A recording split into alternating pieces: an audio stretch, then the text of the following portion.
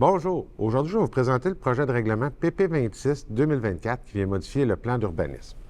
Ce qu'on vient faire avec le projet de règlement, c'est qu'on va remplacer le PPU Centre-Ville qu'on a présentement avec un nouveau plan particulier d'urbanisme pour le centre-ville de Granby. Fait qu'on va venir au chapitre 7, enlever toutes les mentions PPU secteur centre-ville pour rajouter que le PPU du centre-ville va être à l'annexe H du plan d'urbanisme. Comme on voit présentement à l'écran, dans le fond, le nouveau secteur du PPU Centre-Ville, essentiellement, au nord, c'est délimité par la rue York et le boulevard Leclerc, à l'est par la rue Robinson, au sud par la rivière Yamaska et à l'ouest par la rue Elgin. On voit aussi, là, avec le nouveau PPU, on a sorti un diagnostic synthèse avec les forces, faiblesses, les contraintes et les potentiels du centre-ville. On est venu également faire une nouvelle orientation d'aménagement et de développement, une nouvelle vision pour le centre-ville, qui a été, dans le fond, celle qu'on avait avant, datait de quelques années. Fait qu'on l'a plus mis au goût du jour. On a rajouté, dans le fond, que le centre-ville, ça devrait être une place centrale pour les habitants de la ville de Granby, avec une communauté d'affaires intéressante, avec des événements culturels également, des espaces publics agréables, puis un accès à la rivière Yamaska qui pourrait être agréable aussi. De ça a découlé un plan d'action. Le plan d'action, dans le fond, a été divisé en plusieurs axes d'intervention et chacun des axes va avoir des objectifs de nature variée pour l'aménagement du centre-ville et pour, dans le fond, poursuivre les objectifs du centre-ville. Ce qu'on a fait avec le plan particulier d'urbanisme, comme on voit, là, c'est le secteur du centre-ville, comme j'avais indiqué précédemment, là, avec les nouvelles limites du centre-ville.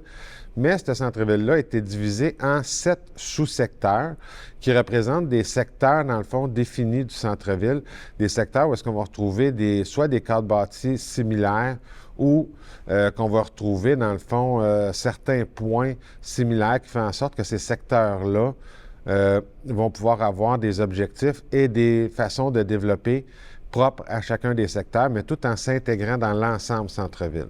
Pour le secteur 1, comme on voit, c'est le secteur de la rue Cowie. On ne prévoit pas une grande densification dans ce secteur-là. On prévoit de protéger, dans le fond, la qualité architecturale de cet ancien ensemble industriel. Mais par contre, on va amener la possibilité d'avoir du résidentiel dans ce secteur-là. Pour le secteur centre-ville, là, rue principale plus traditionnelle, on va voir que c'est ce secteur-là qui est visé pour une plus grande densification et on va avoir des paramètres d'intégration qui vont être intégrés au PPU qu'on va retrouver dans le divers règlements de la ville là, pour s'assurer de la mise en place des objectifs du programme particulier. On a également un secteur qui est autour du parc Victoria et de la rue Elgin.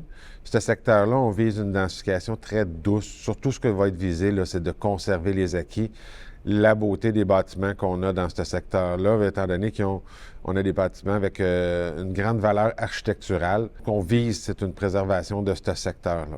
On a le secteur qui est plus au nord du centre-ville, là, ce qui est plus les rues Parc-Boivin. Dans ce secteur-là, on va viser une certaine densification. On va revoir les normes de stationnement et les enjeux au niveau des hauteurs de bâtiments vont être adressés dans le règlement de zonage.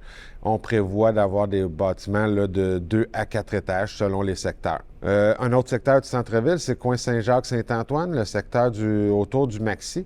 Si on veut, là, on va avoir une certaine densification qui est proposée. Le nombre d'étages va être fixé à 6 étages pour le secteur. On va assujettir le secteur également à un règlement sur les PIA, surtout pour les bâtiments de plus de 4 étages. Et dans ce secteur-là, comme d'autres secteurs d'ailleurs du centre-ville, on va amener des normes au niveau des espaces verts requis sur le terrain. Avant, on n'avait pas grand normes à ce niveau-là. Maintenant, on va exiger une certaine partie de verdure sur les terrains du secteur centre-ville, mais également, on va autoriser plus d'implantation pour les bâtiments. Par contre, au niveau des stationnements, les ratios vont être revus à la baisse pour la plupart des secteurs, dont beaucoup de secteurs d'une PPU Centre-Ville n'aura plus d'exigences en matière de stationnement. On a le secteur aussi de la rue Robinson. Ce secteur-là aussi est appelé à se densifier. C'est un peu comme l'autre secteur. Par contre, au niveau des hauteurs, on va rester à 2 à 4. Les espaces verts vont être un petit peu plus petits dans ce secteur-là, étant donné que le cadre bâti est un peu plus dense dans ce secteur-là par rapport aux autres secteurs. Et finalement, on a la rue principale là, qui va être dite strip. Dans le fond, c'est le secteur de la rue principale plus à la jonction avec la rue Boivin et le boulevard Leclerc, là, dans ce secteur-là. On va avoir dans ce secteur-là aussi une densification quand même assez grande qui pourrait être faite, des hauteurs de bâtiments assez hautes aussi qui pourraient être autorisées, mais on va inclure aussi des ratios d'espaces verts pour l'aménagement des espaces résidentiels. C'est un secteur qui se prête bien à une reconversion plus résidentielle, mais en conservant un certain côté commercial également.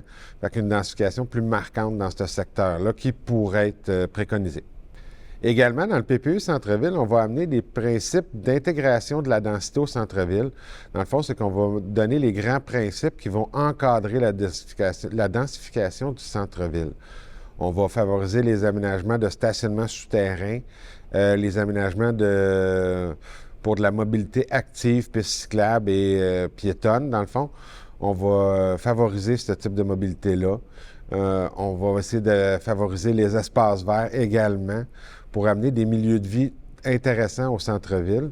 Fait que, oui, densifier, mais pas n'importe comment, avec des espaces verts, avec des espaces agréables où vivre, pas juste densifier pour densifier. On veut une densification qui va être intéressante pour le centre-ville. On a également, dans le PPU, des espaces publics qui devraient être, qui sont regardés. Dans le fond, on a des principes d'intégration des espaces publics. On vise d'avoir des espaces conviviaux, des espaces où est-ce que les gens vont vouloir se réunir, des espaces intéressants. Donc, c'est ça qu'on regarde, là, dans le fond, pour mettre les balises sur les espaces publics à aménager au centre-ville. Ça fait le tour du PPU Centre-Ville, le nouveau PPU Centre-Ville qui va être intégré au plan d'urbanisme. Comme mentionné dans la vie publique, le premier projet de règlement a été adopté par le conseil municipal lors de la séance du 18 novembre 2024.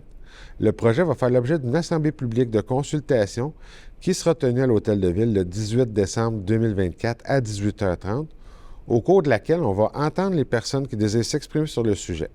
S'il y a lieu, il est à noter que ce projet de règlement n'est pas soumis à l'approbation des personnes habiles à voter. S'il y a lieu, les commentaires recueillis sont tout de même transmis au conseil municipal à l'occasion de l'adoption du règlement lors de la séance du 20 janvier 2025. On vous invite également à prendre connaissance de l'avis public ainsi que du document intitulé « Calendrier d'adoption » que vous retrouverez dans le même onglet que la présente capsule, lequel va résumer la procédure d'adoption du projet de règlement. Finalement, pour obtenir plus d'informations quant à vos droits relativement à ce projet de règlement, on vous invite à communiquer avec les services juridiques au 450-776-8277. Merci, bonne journée.